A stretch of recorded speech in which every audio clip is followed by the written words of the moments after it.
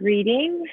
So in this video, we are going to contemplate this quote from Eckhart. Complaining is one of the ego's favorite strategies for strengthening itself.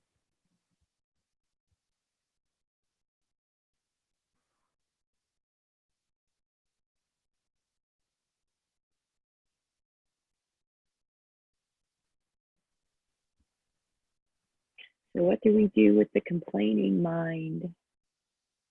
What do we do?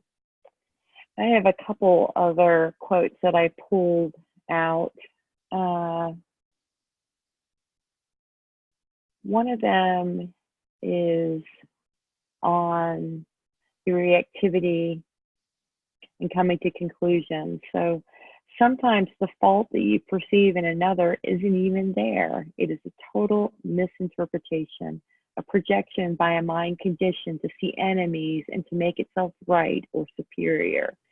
At other times, the fault may be there, but by focusing on it, sometimes to the exclusion of everything else, you amplify it. And what you react to in another, you strengthen in yourself. Thank you, Eckhart. Here's another one, boredom. I do hear this sometimes from people who lament on the meaninglessness and the mundaneness of their experience. If you feel your life lacks significance or is too stressful or tedious, it is because you haven't brought that dimension into your life yet. Being conscious is in what you do has not yet become your main aim. The new earth arises as more and more people discover that their main purpose in life is to bring the light of consciousness into this world, and so use whatever they do as a vehicle for consciousness. The joy of being is the joy of being conscious.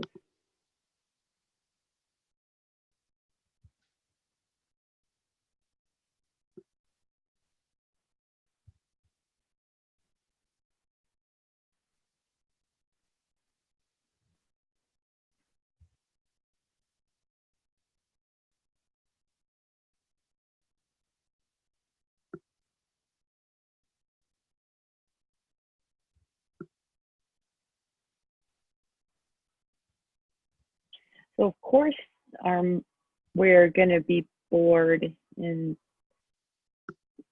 feel like it's meaningless if we're talking on the phone, have text messages on the side, preparing dinner with dishes in the sink that we're also washing, and it feels like there's all this stuff. Our mind is like taken over, and it's playing an opera of our task list. We're doing the dishes, we've got all this stuff going on, and then later we sit down and we think what didn't feel good at all because not one thing got all of our attention. One thing I like to do in our meditation practice is to sit in silence and just as our mind starts to wind down, watch what the thoughts are, and each thought has an energy form, and we bring that back into the fold of our body again, and it's very very lifting, and it takes away an awful lot of fatigue. So if, let's say, someone is in their workspace and they feel they've outgrown their industry or their job, and so they're just either bored at work or they spend all their time in these mental gymnastics of work that they don't feel inspired by anymore. It's very rejuvenating to sit and watch those thoughts and bring all of that energy back in. The other thing is that I often recognize as the common threads in complaining are things such as thinking that we really know why something happened or what someone's impulse was, or it's a story, it's these stories, and we're so right about them, right? So letting go of knowing, letting go of the story. I'll tell you a story right now, Puna.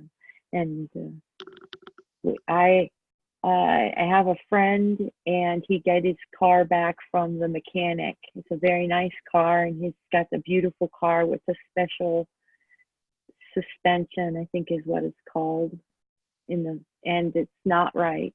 And he said to me, I just know that they wrecked my car. And you know, when I went in there last week, I couldn't see my car anymore. I looked all over that shop. I didn't see my car. And I don't know why he wouldn't let me look at my car when I was in there, but now I have it back, and it broke it. And I called my friend who owns that shop, and I said, I'm so disappointed in you. I thought we were friends. You wrecked my car and then charge me $1,000 and send me on the way. And very upset about this. We keep circling back around to this topic all week long. We see the topic. And then he asked, Parker, will you follow me over to the shop? I have to drop it off. They're going to fix it. And will you follow me? I said, okay. So I follow and gets in the car, and we get down the road, and the mechanic calls and said, the hood wasn't closed all the way.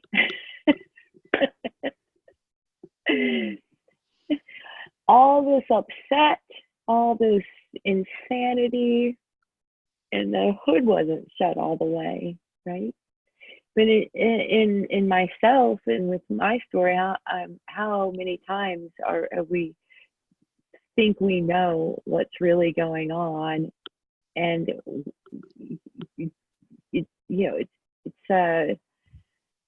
it's not a loving voice that will do something like that gets us all, getting narrow and narrower, more clenched on the inside, right? So that complaining is a favorite mechanism of the ego, that something isn't quite right, that something needs to be fixed, so something should have happened but didn't happen, that it's not fair, things aren't fair. We really don't know what the story is around something. And so if we can recognize it, we can recognize the complaining mind as it's coming up. You leave lots of humor, right? It's a thick pattern, it seems, on the planet, thicker in some cultures, less in others, but a thick pattern, the complaining mind. Second, the medicine is to sit or come back into stillness as much as possible throughout the day. The quality of our thoughts increase, so we could have the same set of circumstances present, and our perception is completely different if we've emptied ourselves of all thoughts for a little while throughout our days. What about you, Poonam? How do you see this topic of complaining? When you were reading the little excerpts, as far as complaining is concerned, Eckhart in School of Awakening, he has a module where he talks about what is suffering. The teacher called suffering, right? And in there, he uses this example of that the victim identity is so seductive to the ego. And one aspect of the victim identity is complaining. Yes. And it grows. And you don't have to be like a rich person. You can be a homeless person and still your identity can grow and grow, right? You can complain about so much. And There's it's so always, yes. What else? What else did he say on this? that's what he said, that it is so seductive that you don't even feel like that person that becomes that victim identity. The seduction is so great, they don't even want to get out of it. Like, one of my relatives, I was telling him, do you realize that between the two of you, him and his wife, that there's some kind of tension? Y'all realize that y'all cannot even sit in a restaurant and be joyful, right? Be joyful that, hey, you're not going to come to America that many times. You're sitting at a restaurant, right? Let's enjoy it. He said he realized it after I told him about it, that, yeah, they're not joyful. So, this thing that you were saying, the low-lying discontent and unhappiness, people don't even realize that they have this discontent. And then I love the boredom part where you said that dimension, that other dimension, which is pure awareness, that stillness has to arise for all this to go away, right? Yes. And nothing's out of order. So, Yes. but a lot of what we talk about, it's a paradox, right? So all of it's true.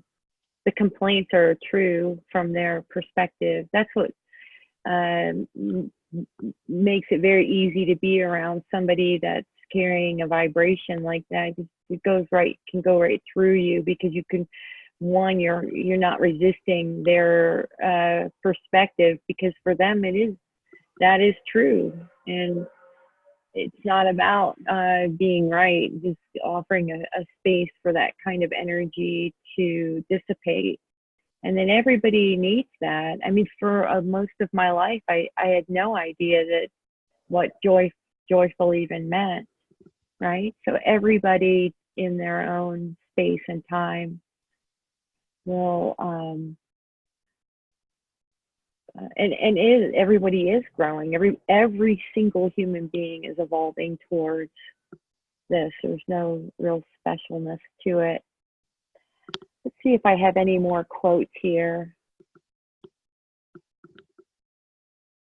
Can I don't think I pronounced his name right, but I would like to do a thick not Han from Fragrant Palm Leaves.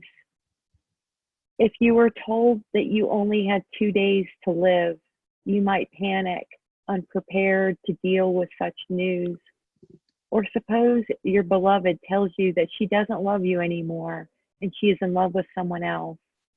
You might be unprepared to cope.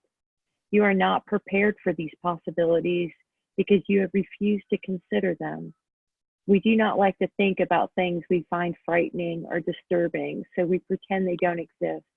But if we invite our fears to present themselves and are able to smile at them, things will take care of themselves. But that is not easy to do.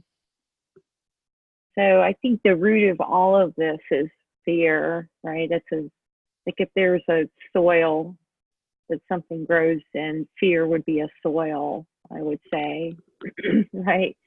And so then there's like the nutrients that feed the specific story, which is the plant. So the little nutrients, the little bugs in there. Complaining is one. We got to get more complaining in this so we can get the story going.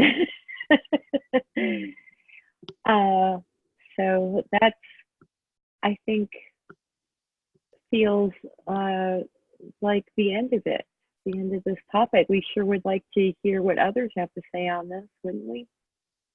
And thank you, Yes. Poonam. Thanks for your insight and your story from the School of Awakening. I look forward to hearing more. Thank you. Thank you so much, Parker.